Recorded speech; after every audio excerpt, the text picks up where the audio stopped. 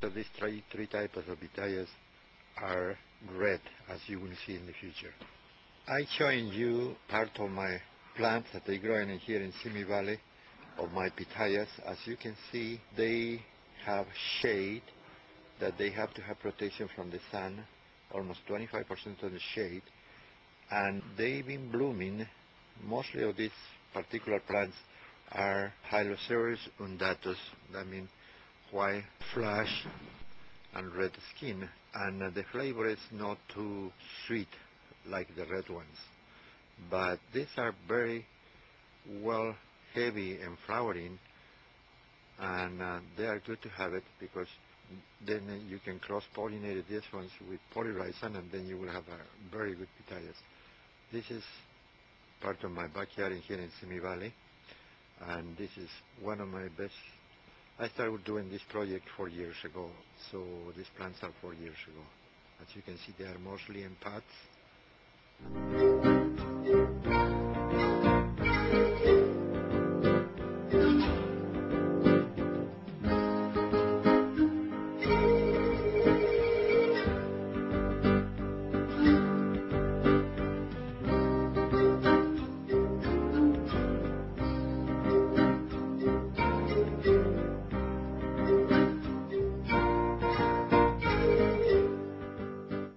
This is Pat Valdivia, my wife, that is going to help me to film this guitar. Hi, how are you? I am Ed Valdivia, as you know me, and I'm going to give you a small lecture about the pitaya that I grow in here in Simi Valley.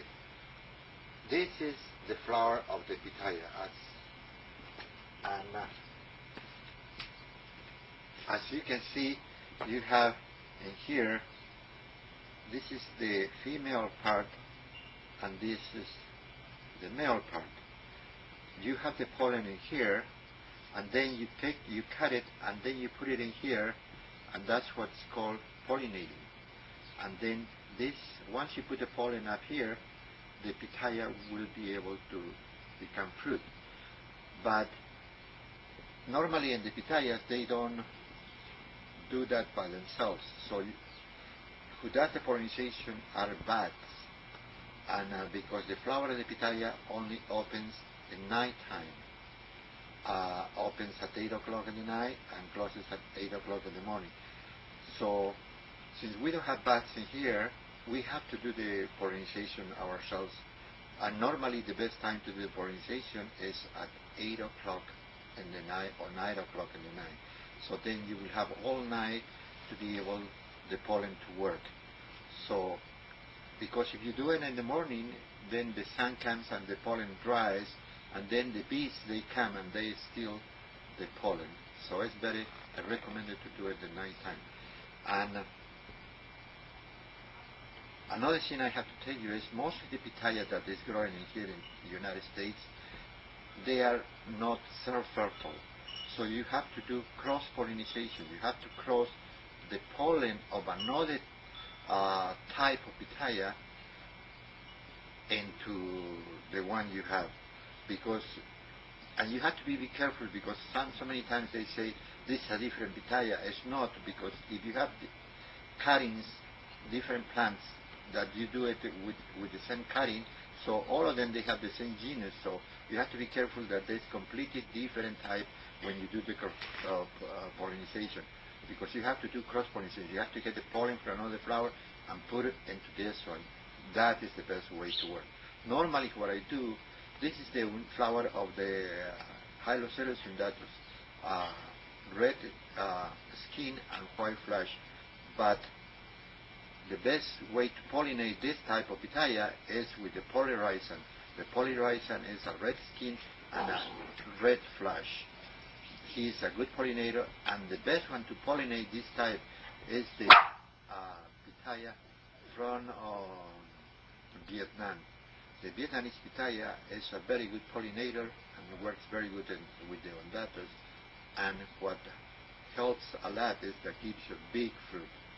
The only bad part is that the fruit of the white red skin and white flesh is not too sweet like the red flash pitayas. The red flash pitayas, mostly they are more sweet. So what we're trying to do here in my house, in my experiments, I trying to develop new types of pitaya, so trying to make those new types more sweet, so people will be able to enjoy. And the only way you can do it is doing cross-pollination, getting the pollen of one type of pitaya with the other one, and then wait till those pitayas they produce fruit. Once they produce fruit, you have to be careful, don't eat it, then save the seeds, and those seeds are the ones you planted, because those seeds are the carriers of the genius for the new type of pitaya that you're going to develop. So then you plant those, and from 100 plants, you might have 10 that they will become good ones. So you have to be patient and give yourself time, maybe 3 or 4 years, till that project is complete. Then you will have created a new type of pitayas. Here in my backyard, in Simi Valley, I started working in pitayas almost 6 years now. So therefore, now I have 26 types of pitayas that I growing, and I developed quite a few already that they are very good in taste and excellent. Another thing I have to make a statement to you guys is that now Simi Valley is a city where we have very cold temperatures in winter, and in summer we have very hot weather. We can go up to 105 in summer, and in winter we can go up to freezing temperatures. So normally the pitaya has been grown, as you know, is a semi-tropical. They grow mostly in Central America and Asia, where the weather is warm and humid. So what we're trying to do is adapt this type of new fruit. See, little by little it's going to get used to our weather, to our climate, and then it's going to be able to grow in California. Therefore, now I'm protecting my pitayas from too much heat with shade. I normally grow mostly my pitayas with 25% shade, so they will be protected in summertime from the sun, and then will be in winter they will be protected from the cold weather. But depend. You know, there are so many different types of pitayas. Some of them they come from Central America, and those are more sensitive to the cold weather. So therefore, those you have to grow them close to your house, close to a wall where they will be protected from the cold weather. That's what I do in here. The only problem you have if you grow in those pitayas too close to the walls, then they don't will have sun. And pitayas, they need just a little sun, light, to be able to flower. Otherwise, if they don't have too much sun, they will be a beautiful green plant, and you don't will have too many flowers.